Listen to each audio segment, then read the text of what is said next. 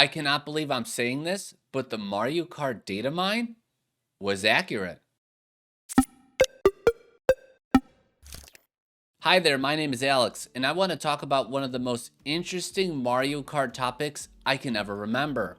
A few months ago, after Wave 2 of the Mario Kart 8 Deluxe DLC released, the internet was flooded with posts and reports of a leak, or what was referred to as a data mine, that claimed that they had valid evidence on what the next tracks coming to Mario Kart 8 Deluxe will be.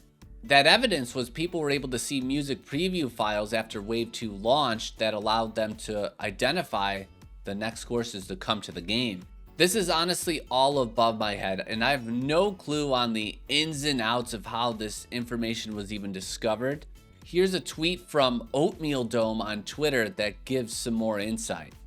The tweet says, Mario Kart 8 Deluxe, Nintendo accidentally left many music preview files in the version 2.1.0 update, allowing us to identify multiple unreleased courses.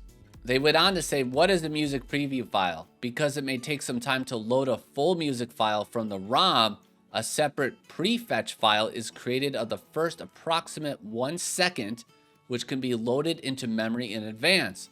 This prefetch is played while the full file is being loaded. They then said, unfortunately for Nintendo, while they deleted the full songs of unreleased courses from the ROM, they accidentally left some of the prefetch files they've stored in a separate place. It's possible to identify several courses just based on the first approximate second of their music. Once again, pretty technical stuff that eventually led to a video with nearly 200,000 views that unveiled these sound files. This was in August, and months passed, and many people bought into the idea that this information was indeed accurate. Well, I think it was pretty good proof.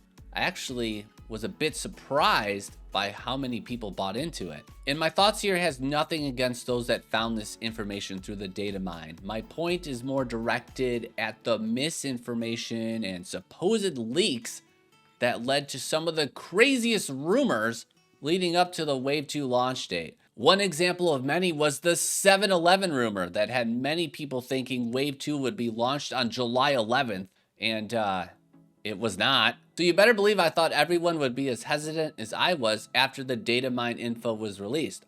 I often joked on stream that if someone tweeted out that if the release date was somehow encrypted in a Taco Bell wrapper, there would be hundreds of reports, YouTubers, and bloggers that would jump all over the rumor, and people then would ask me about that breaking news and see how I felt about it. And it would just be absolutely preposterous. I mean, that was the time and moment we all lived in. And I felt like every day, every moment, there was like a new leak that was just absolutely crazy and totally not believable. So back to this data mine and what I said in the intro, holy cow. Did they nail this? Finally, we got a real lead on the internet when it came to Mario Kart. When the data mine was first released, the following tracks were predicted for Wave 3. In the Rock Cup, they had London Loop from Mario Kart Tour, Peach Gardens from the Nintendo DS, Boo Lake or Broken Pier from the Game Boy Advance, and Rock Mountain from the 3DS. For the Moon Cup, they had Berlin Byways from Mario Kart Tour, Waluigi Stadium or Wario Coliseum from the GameCube, Merry Mountain for Mario Kart Tour, and Rainbow Road from Mario Kart 7. As you can tell, they were pretty dang close. The only change is Waluigi Stadium and Wario Coliseum got swapped for Maple Treeway.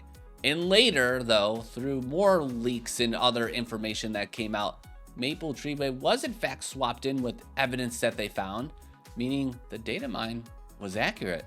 I know there's a lot of people that would love to get surprised by the new tracks, and I don't blame them. But I'm honestly glad that the data mine had truth to it. The reason is I love the tracks that are coming.